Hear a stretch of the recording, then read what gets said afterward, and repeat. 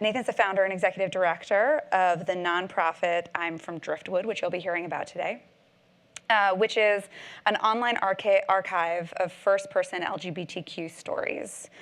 In 2011, Manske completed a 4-month, 50-state story collection tour, ensuring that I'm From Driftwood's stories represented people from all across the country. The stories on I'm From Driftwood are used by family counselors as well as educators to aid them in their work. And I'm From Driftwood's newest program, which is called What Was It Like?, documents stories from LGBTQ elders, which, as you know, is something that we have also been looking at in the Geiglers, is understanding how to better serve older LGBTQ folks.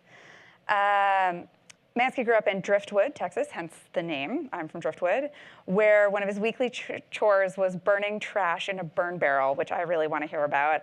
He now lives in Brooklyn, where he sorts and recycles. Thank you for saving the planet. So Nathan, tell us a little bit, now that we know a little bit about you, about I'm From Driftwood. Yeah, next month in March is actually going to be our 9-year anniversary, which we're very excited about. And the idea came to me from after watching the film Milk in 2008 with Sean Penn. And I saw the film on a Wednesday, and Thursday morning I was thinking about a photograph of Harvey Milk. And in the photograph, he's sitting on the hood of the car in the San Francisco Pride March, and he's holding a big sign. And the sign, all it said was, I'm from Woodmere, New York. And I was just thinking about that photo over and over again and asking myself, like, why is Harvey Milk, everyone associates him with San Francisco, this big queer mecca, but he's not from there. He's sitting here proclaiming that he's from this town that we're in New York. So some people might know where it is, but most people don't know where Woodmere is. And that really resonated with me because I'm not from Brooklyn or New York, I'm from Driftwood, Texas. And I feel like that message of you're not alone, no matter where you are, would have meant a lot to me growing up in Driftwood, where my main issue was isolation. I did feel like I was the only gay person in the world. So that message of you're not alone would have meant a lot to me. So I wanted to take that message out there through storytelling. And at the time I was working in advertising as a copywriter, and I was worried that I wouldn't have time to do this. And to recap, I saw Milk on Wednesday, I thought of the idea on Thursday. Friday, I went into my job and I was laid off. So I suddenly had all the time in the world to, it was late 2008, height of the recession. So there was little chance to get a new job right away. So I put everything I had into it, told all my friends, everyone rallied around me, and helped launch 3 months after thinking of the idea in March 2009. So yeah, that's how it came to be. Very cool, all from a photograph. So tell us a little bit about what I'm From Driftwood seeks to do. What is the project about? At its core, it's about sending that message of you're not alone through storytelling. And something really interesting happened early on. We started as just written stories, so anyone could write a story, and still can, and submit their written story. But it started really to help queer youth in smaller towns. That was my singular focus. And after launching the site, we started getting all this feedback from people letting us know what the stories meant to them. And it wasn't just queer youth in small towns. It was people here in Manhattan. It was people all over the country and the world letting us know that just by hearing stories from other people, whether they connected with it or not, made them more empathetic to other issues. And then, of course, people did read stories that they related to, and it helped them realize I'm not alone. And there were 2 pieces of feedback that we got very early on, which made us realize that we were on the right track. One was from a gay teenager who said seeing these stories made him realize that he's not alone, and that they literally saved his life just by realizing that, wherever he was from, that there are other people like him out there. The other one was from somebody who was almost 60, and he said, I thought I was the only one, I'm not, and I just came out this past Christmas at the age of 60. So once we realized that we were making an impact across the entire spectrum, we sort of broadened our reach, but still with that message of you're not alone. But no matter who you are, where you are, what age you are. So yeah, that's really what we are still, but with a broader message. So. That's really interesting. So what you spoke a little bit about the impact that it's had on a couple of individuals, but can you speak more broadly about the impact that you feel the evolution of this LGBTQ story archive has had on your members, readership, viewership? Yeah, I had an intern a few years ago, and I was still in this mindset of, especially since we're a nonprofit, so we have to apply for funding and all that fun stuff. And constantly we're having to tell people why we're doing, what we're doing is so important and why. And it was frustrating and a little scary. I was like, I can't answer this succinctly. You know, I like, watch the story, you'll get it, but that's not an acceptable answer on a grant application. So I gave this intern this task of researching like why stories are so powerful and why they increase empathy. We knew they did, we have the feedback to support it, but I didn't understand why. And I kept it felt like I was just grasping for air and I couldn't sink my teeth into an answer. And what he came back with was science, of course. So it was, there's something called mirror neurons in everyone's brain. And whenever you tell a story, you're activating mirror neurons in that person's brain. So on a very microscopic level, they are experiencing the same thing that you experienced. So if I tell you a story, and let's just say our lives are completely different, and I tell you the story about what it's like to grow up gay in Driftwood, and I tell a story well, and then I'm activating those mirror neurons in your brain so that, you know, whenever you hear a story, you're like, oh, I get it, I feel you, you know, I'm in your shoes. That's the reason for that, is those mirror neurons. So since then, we have focused more on telling stories well. So every single story that we collect and share, we make sure that there's a story arc, there's a beginning, middle, and end, there's a conflict and a resolution, and all these traditional storytelling components that make a story so that we can activate those mirror neurons. So we're basically trying to control minds. That's just a simple task. Yeah, nothing difficult. Building empathy in the world, changing people's minds about things. No big deal. So how did the development of I'm From Driftwood go? Did it grow very, very quickly? Were you surprised by the growth, or has it developed sort of as a slow burn over the time that you've been going? It was a little bit of a roller coaster. We launched just as a website, and I didn't really have this grand vision of what it could become at the time. I just wanted to start collecting and sharing stories. About a week after launching, I was just spending all my time emailing. This was 2008, 2009.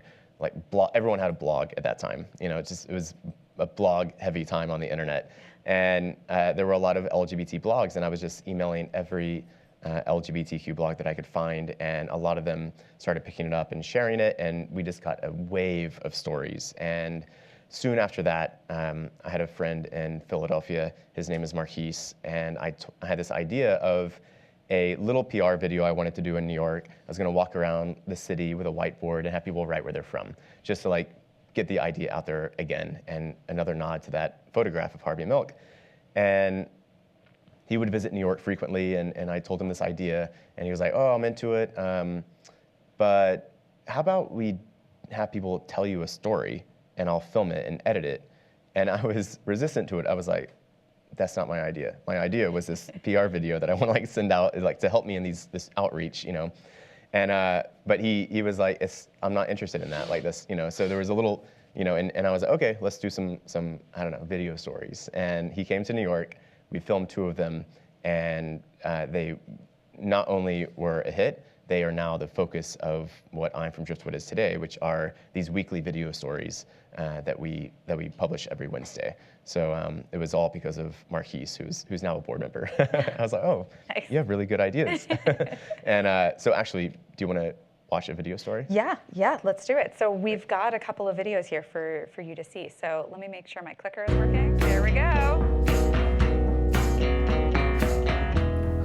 Matt Beyerschmidt. I'm from Collingswood, New Jersey. And when I was 15 years old, I was on my family computer talking on AOL chat rooms, and just to meet people and meet other guys, and, you know, unbeknownst to the rest of my family, I'm in the male for male chat room, and I'm talking to this guy, and he's, you know, back in the day, you maybe got one picture from somebody. Like, it took like 5 minutes for one picture to upload, so you had to like just take what you can get. I'm 15. He's probably like in his 30s, and no one knows my age. I'm telling them I'm older.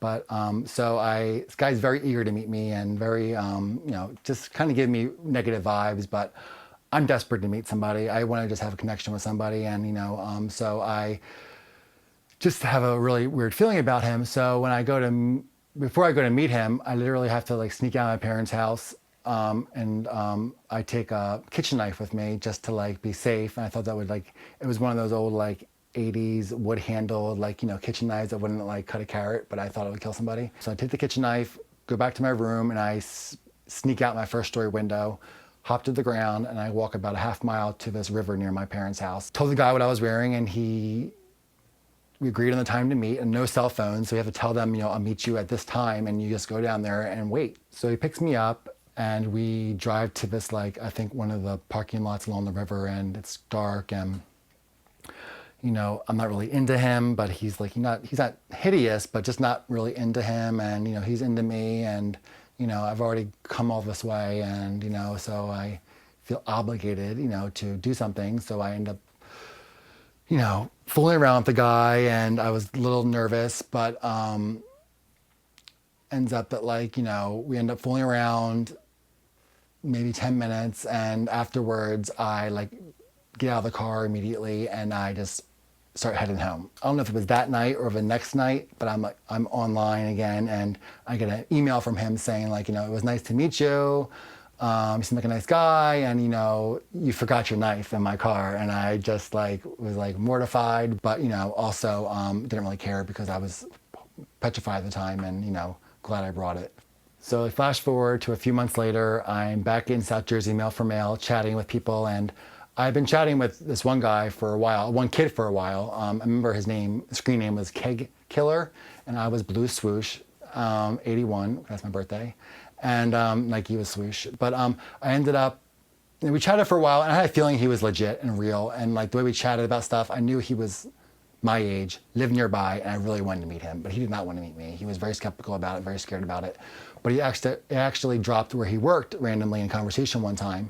So it was a movie theater, so I asked my friend Liz to go to the movies with me, and it was to go see Good Will Hunting, and I think it was in 96, 97 at this point, and I knew it was at his movie theater, so I just randomly went there one night to go see it, and when I got there, the guy taking my ticket resembled him, it resembled his stats, remember what his, and I was like, okay, that's him. So we went to the movie, got inside the movie, and halfway through the movie, I come back out, and I make sure I buy some candy, and I make sure I make eye contact with him, and I made sure that we had some sort of interaction. Not only talking, but I made sure he saw me. The next night or the night after, I'm online again, hoping he'll sign on so I can tell him I went to his work, and he ends up signing on, and I end up chatting with him. I'm like, hey, I went to your work, I think I saw you, I was wearing this, I said hi to you, and he remembered me and was willing to meet me now. So we ended up meeting that night or night after, I can't exactly remember, but from then on, we were instant friends, and we had this it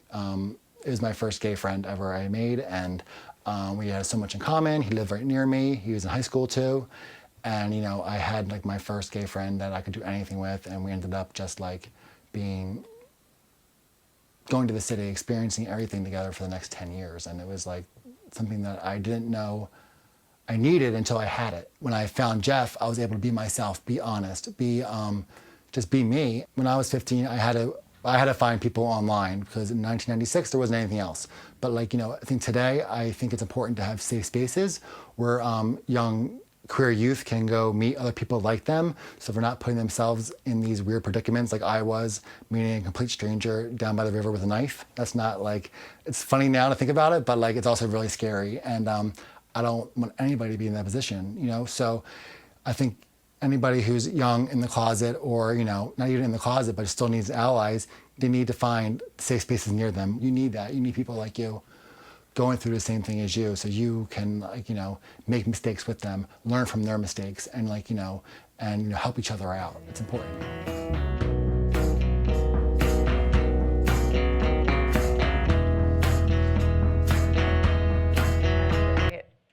Oh, okay. I'm not as good at this clicker thing as I thought I was going to be. So can you tell us a little bit about this video and why you decided to include it in today's talk? We have a couple others as well, so I've got more to come. Yeah, so early on, I knew that I didn't want to, or I knew a couple things. One is I wanted to make sure that this was not a coming out story site. It was very important to me to share stories that capture the queer experience as opposed to this one moment in everyone's life. And so the only prompt that I give the storytellers is to share a story from your life that's meaningful to you involving you being LGBTQ. And some storytellers are like, that's not very good direction. I'm like, I intentionally leave it very open. I don't want to guide you down any sort of story or any direction that might not be your most meaningful story. So we have a long list of thought starter questions to help people kind of think of what story they want to share. So this story was, we asked Matt to think of a story, and the process is we email back and forth. We send the storyteller a link with the thought starter questions and a little form for them to just get in storytelling mode to set the stage of what it's like. So they understand that it's not a question and answer interview. It's not like a back and forth. It's just sharing their story with me. And so this was just a story that stuck out a lot to Matt.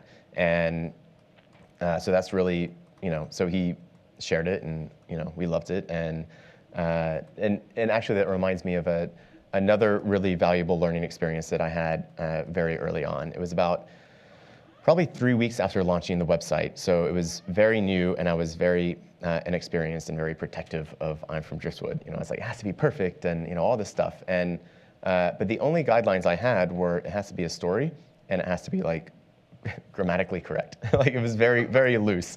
So I would like scan the stories and make little, grammar and spelling fixes. But if it's a story, I would publish it. So I received one story, and this was a written story. And the truth is I just didn't connect with it. Whatever it was, I just didn't I wasn't feeling it. And this was, again, at a time where I wanted to put this I'm From Driftwood's best face forward. And so I started a draft of an email to the storyteller explaining, thank you for submitting, maybe rework it or send another one. And I couldn't articulate why I didn't want to publish it. And then I started feeling bad. I'm like, what am I going to say? Like, I don't like your story? Like, sorry? Like, who am I to say that? So I was like, oh, whatever, I'm just going to publish it. So I published it, and one of the very first comments said, this is the best story I've read on the site.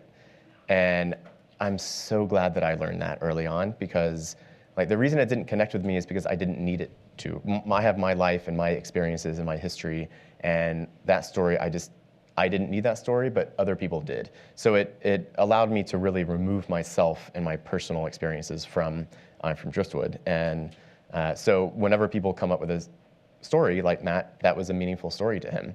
And it just so happens that I connect with it because I was definitely on those AOL M4M chat rooms also. But that's why I try to be hands-off in terms of helping people think of their stories. And some people have many stories that they're thinking about, and then we'll talk to them and help them, develop them more. So.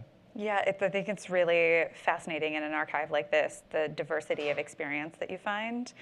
So I would encourage everybody to go and take a look at the site, which has this video archive, and you can really find an enormous number of different kinds of stories from people with very, very wide-ranging experiences of identifying as LGBTQ at various, in various stages of their journey throughout life.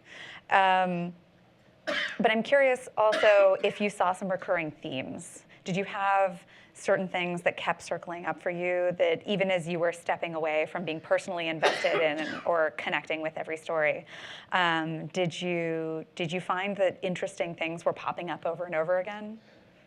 Not generally at first. And it actually leads me to talking about the story tour, because at first we were collecting video stories from people. We had no money, we had no organization. It was just like doing what we could. So we had to do what was easiest, which was collect stories in New York and Philadelphia, where Marquise lives. And the good thing about New York and Philly is that they're such international cities. So people are from everywhere here in New York. So it was good because we were getting some diverse stories, but I felt like we were cheating a little bit because all the people here decided to move here. And that is a different kind of person than people who decide to stay in their hometowns. So that was where the idea of the 50-state story tour came from. I was like, we're not getting, we're doing a good job of getting diverse stories, but we need to really get out there. And so I pitched the idea to Marquise, and he was like, he had a nice cushy job, in Philly, and of course I'm scrambling to do what I can to turn this into an organization. And so I'm like, let's go to all 50 states, and he's like, how is that possible? Like, let's do like a 5-day, 3-city tour in the Northeast. Let's start there, build some interest. And I was like, no one's gonna care about a 3-city tour in over 5 days. We have to do it big. It has to be, I'm from Driftwood's 50-state story tour. It has to be, stories from all over the country. And about 6 months later, and a lot of convincing and conversations, we decided to do it, and bought a van, mapped it all out, and you did it by vehicle. We drove. You were not flying between nope. these places. Okay. We flew to Alaska and Hawaii. Yeah. We thought about getting a duck van so we could drive to Hawaii, but no. So yeah, we drove to all 48 states and then flew to Hawaii, from Hawaii to Alaska, then back to the 48 states. And it took over 4 months. And to answer your question, that was when we noticed a trend, because it was, I guess there's a trend, of me setting rules for myself, but I was like, I don't want to seek out specific stories. If we are in Laramie, Wyoming, I don't want to seek out a Matt Shepard story. If we're in the South, I don't want to seek out religious stories. If we're in, Utah, I don't want to seek out Mormon stories. I just wanted the stories to happen and stick to our guns and say whatever story you want to share. And I'm glad we did that, because that is the best way to notice a trend of, without swaying it any certain way. And so and the trend was something that I didn't predict. It was, we did presentations, like story sharing events at colleges and universities. And whenever I did, I would ask people there, what is it like being LGBTQ here in Kansas? And the answers consistently were, the smaller the town, the more the youth or community wanted to challenge the perception of the rest of the country about their small town. And they're like, just because we're in a small town doesn't mean we're backwoods idiots, knuckle draggers. My family's supportive of me, my school, I'm out at school. They were really challenging this perception of Kansas or wherever we were being this, terrible small town. And they're like, it's not that way. We don't have protections. They were very honest and real about it, but they were like, just, everyone thinks that they hear I'm from Kansas and they think, oh, it must be so terrible.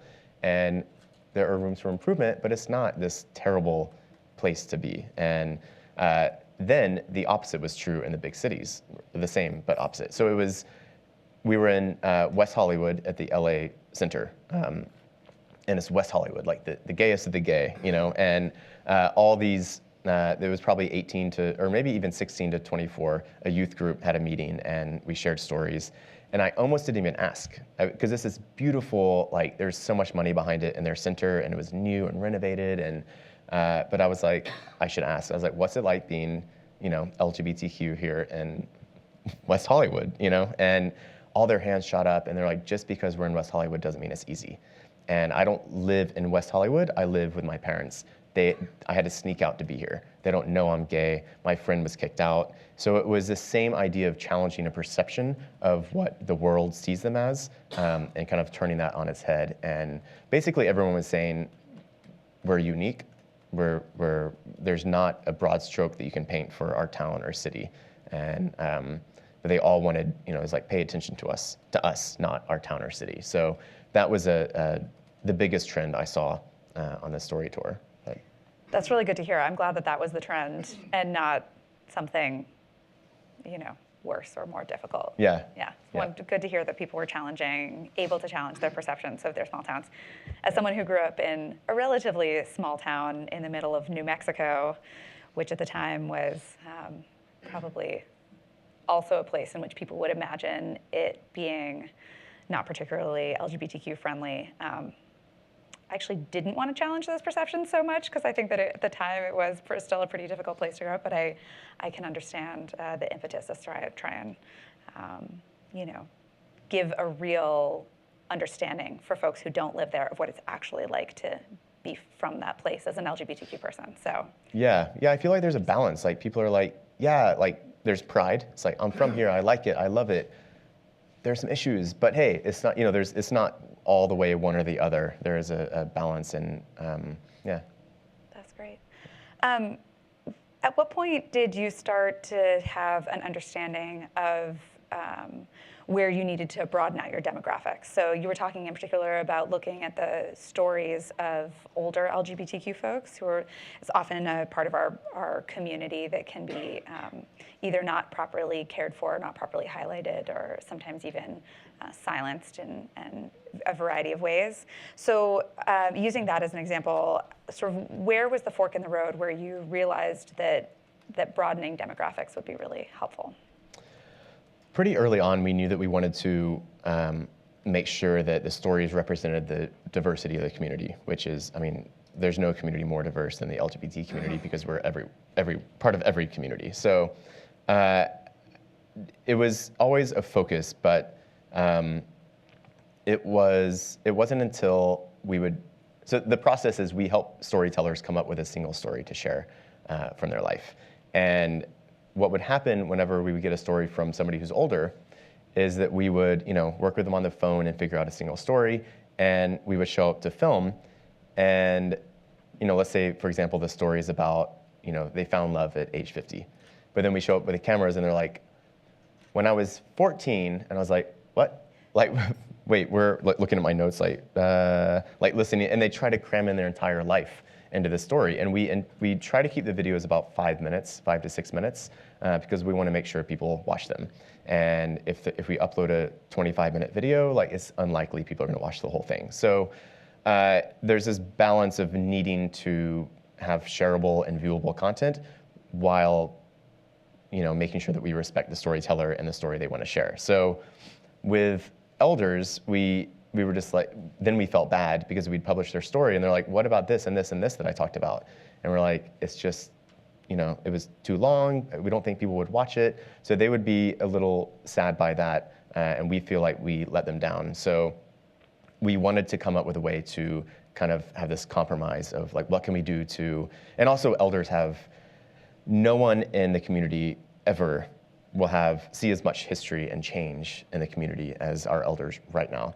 They have been arrested for dancing with people of the same gender, and now they can marry people of the same gender. And that won't exist in 20 years, and it didn't exist 20 years ago. And so we also knew the importance and value of documenting and preserving their history.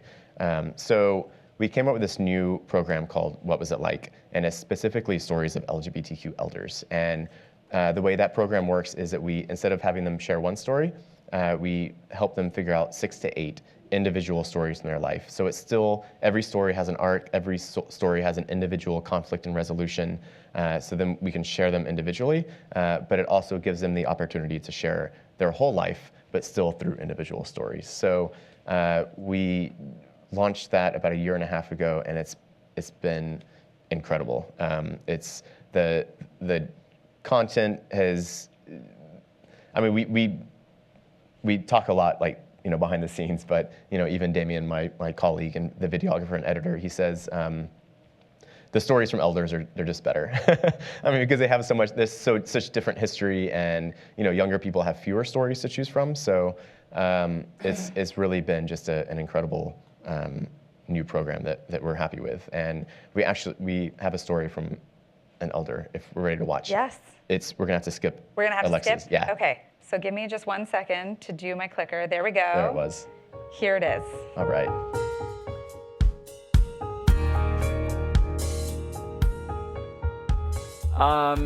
In 1997, give or take a year or two, I was working out on Fire Island, Barrier Island, off of Long Island, and I worked at this little restaurant called El Hot Spot. It was a Mexican restaurant with a generic name, Mexican name. And I was told that I could wear anything I wanted. And in fact, they encouraged me to dress up, be myself. I was wearing church dresses, sort of with hats sometimes, all different kinds of wigs. And I didn't know much about makeup, but I had some girlfriends that started to help me with the makeup and stuff. I was given this creative freedom. I had basically lived as a gay man, and Pearl hadn't emerged yet. And so I just tried to put together things that I could find. They had a lot of, they would have a lot of the old drag queens out on the island would retire, and their drag, and they would put it up at yard sales. And I would go shopping. That's where I did my shopping in the beginning, because I dare not go to any store to buy women's clothing. And so I was getting ready to come into the city, and I was going to go through my whole routine, put on back into my male clothing, and get ready to come back. Simple. I've done it 1,000 times. And at that time, I couldn't get it together. I couldn't change my clothes, and I couldn't get out of my drag to go back into the city. And I felt so schizophrenic. And I started talking to myself. I said, okay, now, Pearl, come on off it. Or I might have even talked to Ken. I said, okay, chop, chop, let's get it together. Let's get on that boat, take off these clothes. And it was like Pearl came out of me and said, I'm not taking them off. It was like, I said, what? And she said, I'm not taking this dress off. And I'm holding a conversation with myself. I said, of course you are. I said, we can't go. And so I went up to the Ice Palace, and I remember talking to one of the entertainers there. And I said, I'm going back into the city just like this. And they said, no, Pearl, you got to take it off, because you could be beat up, or you could be. I said, Pearl won't let me take the drag off. So I know they probably said, this child's been doing a little too many drugs. So I ran home, got my bag, got my stuff, and I got on the boat. It was the most surreal trip across the bay from Cherry Grove back to Sayville. And I'm on the way in, and people are looking, and I look just like what I am.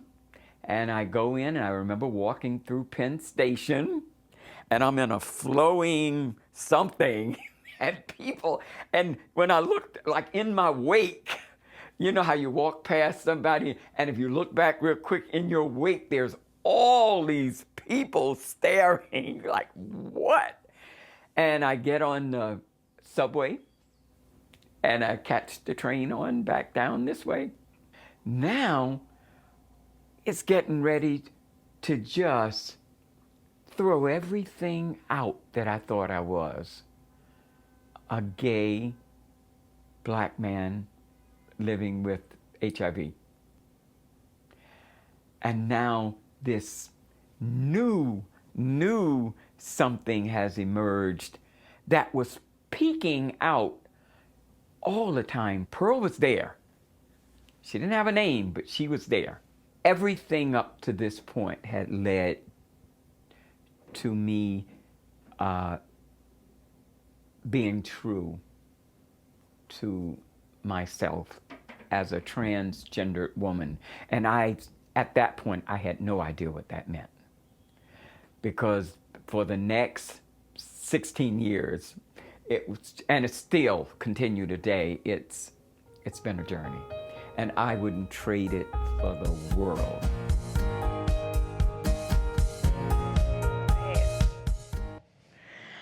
So Clearly, a lot of these stories, again, it's just really wonderful being able to see each of these stories on the archive. It's such an incredible experience to sort of jump into other people's lives. All those mirror neurons getting fired up. But I'm curious, this actually leads us really nicely into part of what you came here to talk about, which was having all of this be a digital platform and have it be an internet-based, particularly when we're talking about LGBTQ elders who may have told stories prior to this becoming an easy platform to access in very different ways. So I'm curious how you see that playing in and influencing this project sort of at its core.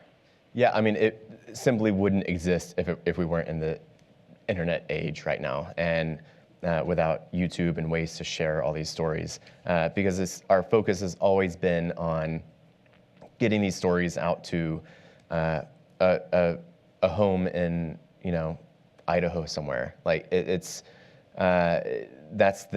what makes I'm From Driftwood special. I think is its accessibility, freely accessible to anyone with an internet connection, and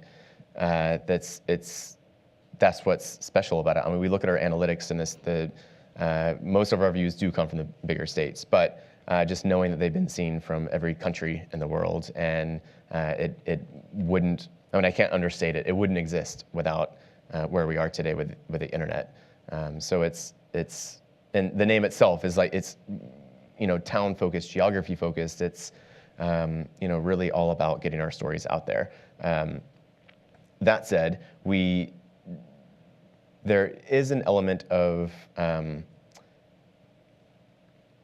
it becomes a little bit impersonal especially for me, because I spend so much time on just like a computer sharing these stories, and it becomes so digital that it loses a little bit of heart sometimes. And I can't tell if that's just me because it's my job or what. But because of that, we started having more community events where we screen stories in public places, and we have storyteller spotlights. So Pearl, for example, was one of our first featured storyteller spotlights, where we screen a few of her stories and she's there with a moderator and there's questions from the audience. So, you see these stories and then you can actually ask the storyteller questions. So it kind of takes it offline.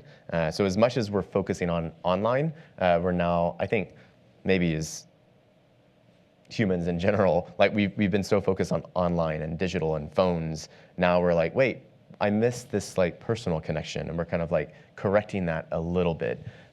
So I'm glad that we now have these ways of experiencing I'm From Driftwood offline. So, yeah. That's really, having the compliment is really cool. So online storytelling clearly doesn't have a very long history, certainly not in comparison to storytelling more broadly. But so we don't have a ton of precedent to go off. But I'm curious, as somebody who is involved on a daily basis in curating LGBTQ stories in the online space, do you have a sense for how online storytelling, particularly around LGBTQ stories, is going to develop over the next 5-10 years? Like, what do you see coming up for online storytelling? I think just generally it's going to become decentralized, and we're actually trying to put together a youth committee to help us figure out because 9 years is a long time for the internet. Like so much has changed. Instagram didn't exist when we started. So what I want to figure out is what I'm From Driftwood would look like today if it started today, and it would probably not be a centralized website. It would be more of, a hashtag or something, and it's not all living on one place. It's everywhere, and you can look at, like the Me Too movement. That is not a centralized storytelling, and it's a singular theme, and it's everywhere. There's not a single place to go there. So I think that, storytelling is going to become decentralized, I guess, is maybe a dry answer, but I think that's like where it's going. Just the internet in general. It's less. You look at blogs now, like they're not as many blogs. Like people don't go to places like bookmarks and stuff. It's now just what you read on Instagram or Facebook or Twitter. But it's all kind of. I feel like everything's been taken and shaken up and just like thrown out there. So I think it's going to be similar for storytelling. Interesting. How do you find sort of navigating that space, knowing that it's becoming decentralized, and clearly there are lots of options for where folks can go to find LGBTQ stories. So do you find it a challenge to try and get I'm From Driftwood into a unique enough space that it's still kind of like holding its own in what can be just a competitive, as you say, decentralized space on the internet? Yeah, it's the challenge for us is, we're trying to plan 5 years in advance and 10 years in advance, and looking back, it's like, oh my God, like 5 years ago, things changed so fast, and we're applying for funding for something that we're planning for like in a couple of years. But then if you get the funding, it's like, wait, actually, we need to change this because of this, and it's just a very fast-paced environment, obviously, but that's a good thing. So it's not a complaint. It's just it is a challenge though, and just trying to always keep up with it and stay relevant. Is a website the way to go, or is it? Do we need 20-second video stories? Like, is it? And actually, we've been tracking. YouTube has analytics that allows you to monitor the percentage of the video watched, and early on we were very focused on less than 3 minutes. Like, we kind of made it up, but also did some research, and we're like, less than 3 minutes for a video story. And then we got a really great story that had to be closer to 4 minutes. And we're like, okay, just this once. But we compared those analytics, and we're like, look, the same percentage of people watched it. And now some of our videos are over 7 minutes, and the percentage stays the same. So that just taught us that the story arc takes the primary focus, and as long as it's a story, people watch it for the same amount of time or percentage of time as they would for a 2-minute story. So, I forget how I got there, but I think that's really that's really interesting. I think that I know that that's not the case for all YouTube videos, right? Plenty of them you sort of drop off in the middle. So it's really interesting to hear that is that LGBTQ stories are really connecting, particularly that arc is keeping people engaged over the course. I'm sure, on the keeping up with the technology piece, I know that as I get older and more crotchety, it's actually really difficult to keep up with the new technologies that are coming out and understanding how they work. Like Snapchat is just a thing that I just do not understand nor use. Yes, it came along with my gray hairs. So I can imagine that is difficult, but it's a really interesting space to be in. It's the youth committee. We'll just get the youth to do it. That's good.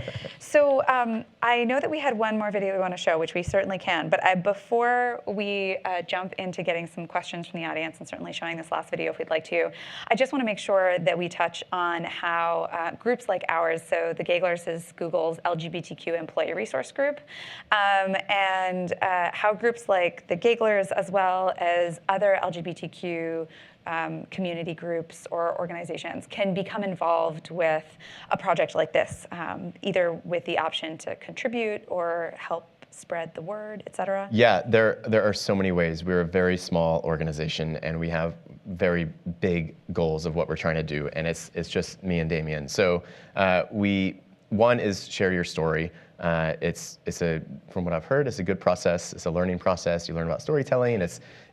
We come to you to film your story. So just reach out to us, Nathan at imfromdriftwood.com, and we will get your story. If you don't live here, we can sometimes find videographers in your area. But sharing your story there's no better way to get to know more about the organization than sharing your story.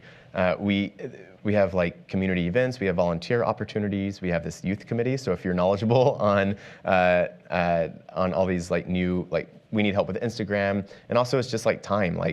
I'm trying to keep Instagram up to date, with our stories and photos, and it's just, we need help and guidance. So social media, AdWords, we have a Google grant, and AdWords is so in depth, and it's way beyond what I am able to do. So we need help with that. We need help with anything. So basically, if you are interested in taking part in volunteering at events or anything at all with a storytelling organization, just reach out to me, and we will make sure that you're doing something that you enjoy. That's great.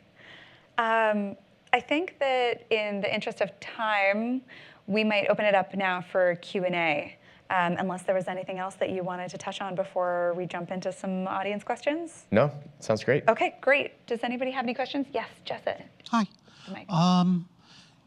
I took a brief look at your website, and from that and from what you've shown here, you highlight, for example, transgender stories, gender non-binary stories. You talked about you showed a story of a community elder, though I didn't see a way to particularly access that on your website. And it got me wondering whether there are tools there that I just didn't see that allow people to explore the site from the point of view of various kinds of intersectionality. Yes. So basically a way to, we tag all of our stories. So it's, I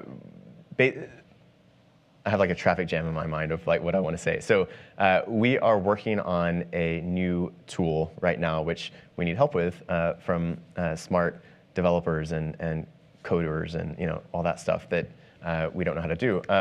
We want to create what is currently called a story map. And it's a visual representation of I'm from Driftwood. So it's literally this globe. And there's a visual representation of every single story that we've collected, and it's interactive. So you can click on it, and it pulls up a preview of the story, and you can filter those by our What Was It Like stories. You can filter it by transgender stories, like sexuality, gender orientation, or gender identity. And so that is kind of stepping in that direction of making it easier to search and find the stories that you want.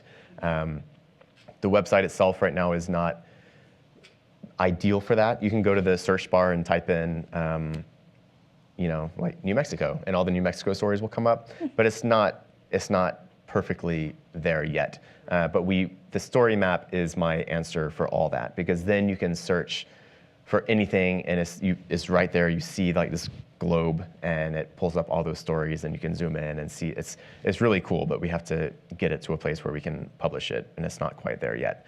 And additionally, the What Was It Like stories, we want to create a companion site that lives on I'm from Driftwood, but feels like it's its own thing also. So that if you want to only look at What Was It Like stories, you can go there and all their stories are presented in this way. Like Pearl has 6 other stories. So a way to watch that one story we just watched, but know that there are other stories from Pearl right there that you can just click on next.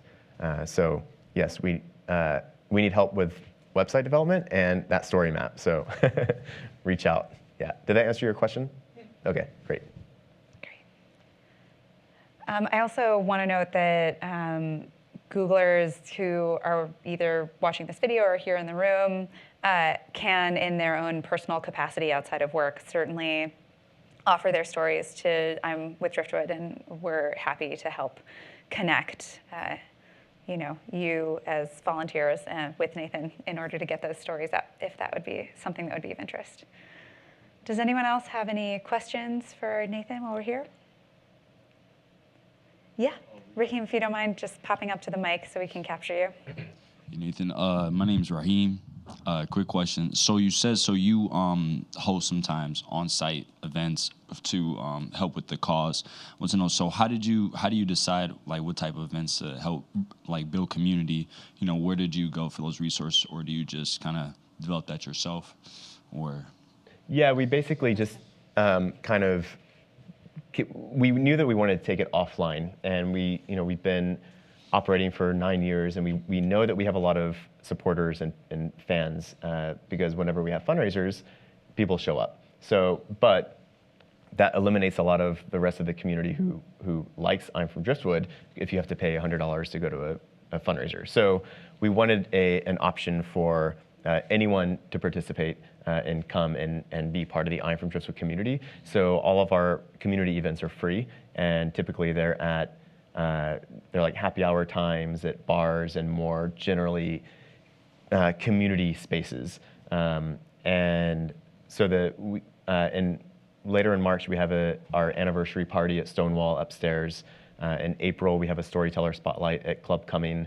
So we're trying to have target different age groups and different people in the community just by having fun events. And really, and also we have, like just last week I spoke at CUNY here in New York. They have an LGBT student group. So some are college campuses, some are like at bars and community centers.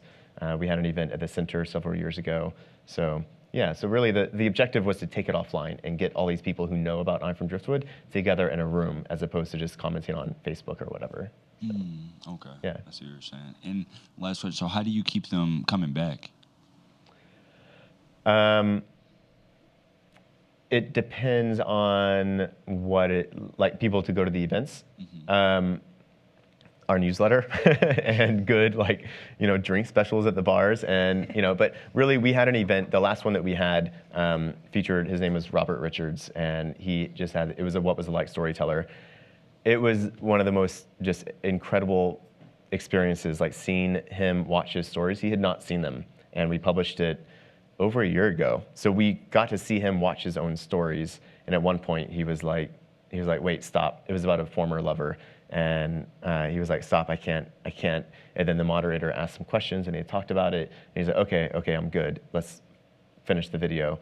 Finished it, and he was like, that was just, you just have this emotion and like raw emotion in the room. And I think that's what gets people really coming back. They see the emotions that come out from these stories and also seeing the storyteller there. So for the storyteller spotlights, it's just this powerful experience to witness and to hear stories and interview from our elders, So my hope is that people who go to these experience these feelings and come back for more. So, thank you. Thanks, Reed. Any other questions? Anyone brave that I can see out there? If not, then Nate, thank you so much for being here. We're so delighted to have I'm From Driftwood here at Google and to be able to hear about the process and the journey for you and also how we can get involved. So we will definitely look forward to seeing you again, but really appreciate it. Let's give him a round of applause, shall we? Thank you. Yeah. Thanks. Play the third video. You want to play the third video? Okay. We've got it, might as well. We've got it. It's right here. My name is Alexa Espinal, and I'm from New York City. I recently came to Mississippi 4 months ago to teach. I'm teaching middle school art, so I teach 6th, 7th, and 8th grade. It's been 8 weeks now, and it was interesting being a young person, right? Because I'm obviously very young, and coming from New York City, and then asserting this kind of power. And being in this place where you are not really connected to the culture, plus, I don't necessarily, I am a colored person, but don't racially identify with, they still don't know what I am. And trying to, where you, in the state, it's kind of very black and white. And the in-between is strange. And for students, it's hard for them to gauge that. So, it's my second week of school. I'm still figuring out how to navigate this new realm that I'm in, right? This new place, new position. And I have to walk all the students in a line to the bathroom, so there's some waiting time. And as other students are using the bathroom, these two students break out in a fight, kind of. Not a fight, but just like a tiff between the two. And they're like, you're gay, you're gay, you're gay. And I was just like, how do I address this, knowing that if I can get fired for being gay in Mississippi, which is like a huge thing. And then on top of that, knowing that there's like this religious thing, how do I then say anything about it? But I knew that I had to say something. Something needed to be said. So I was like, we're not going to speak about being gay in a negative way because it's not negative, and we're not going to use that word in that kind of way. We're not going to use that language. And this one kid kind of straightened up, looks forward, and he's like, okay, I'm not going to do it. And then this other student blurts out, well, no, it's a sin. Being gay is a sin. It's wrong. And I didn't know what to say at that point. And I just knew that I couldn't push too much, especially it's my second week. Like, I'm not trying to cause like huge waves either. And I was just kind of like, well, we're not using that word in a negative way, and kind of just shut it down there. So he just straightened up, and we ended up going back to the classroom. Time passes on, and I still hear it every now and again in the hallway. And the first time I saw maybe like a small light was this one kid decided to say it in my classroom. The word comes up again, and these two boys start saying, "You're gay, you're gay." And all I did was give a look. And this one student says, "We're not using that type of language." And I was like, yeah, that's amazing. And I'm planting a seed, and it's something's happening, right? There's going to be change, and it's just going to take some time. I think it's important to always respect where people come from and understand that everybody has a different background, has different beliefs. And so the only way to really create any type of change is to meet them where they are, meet them with what they know, and try to not change the way that they think, but maybe change the framing of what they've seen, especially when you're dealing with young students, right? So by not reprimanding him in a kind of way or saying like, you're wrong, just saying, that's not the word to use. We're not using that word in a negative way, and that word isn't negative. And hopefully students will feel a lot more comfortable. Any students that are maybe struggling with sexual identity, that they can see that they can come to me. I'm an ally. I'm someone that they can speak to.